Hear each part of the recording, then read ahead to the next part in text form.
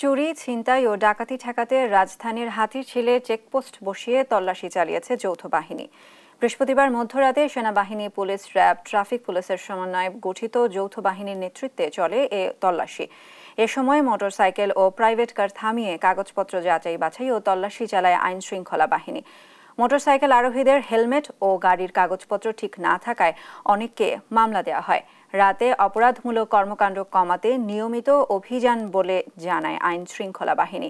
এদিকে প্রশাসনের এমন তৎপরতায় অপরাধ কমে আসবে বলে আশা সাধারণ যাত্রীদের। নিরাপত্তা বাড়াতে এমন উদ্যোগকে সন্তুষ্টি জানায় তারা। ভাবে যদি প্রত্যেকটা জায়গায় ফাইন্ড আউট হয়, আমার মনে হয় যে অনেক ভালো কিছু হবে। না, আইন শৃঙ্খলা বাহিনীর প্রতি আমরা সন্তুষ্ট। আসলে এরকম চেক করা উচিত আমি মনে করি। কিন্তু সত্যি কথা বলতে বিআরটির যে ঝামেলাগুলো ভাই, এটা ভাষায় প্রকাশ করার মতো না। বিভিন্ন সময় মোটরসাইকেলে বিভিন্ন অপরাধ সংঘটিত হয়, সেটাও একটা কারণ। আবার অনেক সময় রাতের বেলায় কাগজপত্রবিহীন গাড়িগুলো চলাফেরা করে, সেটাও একটা কারণ।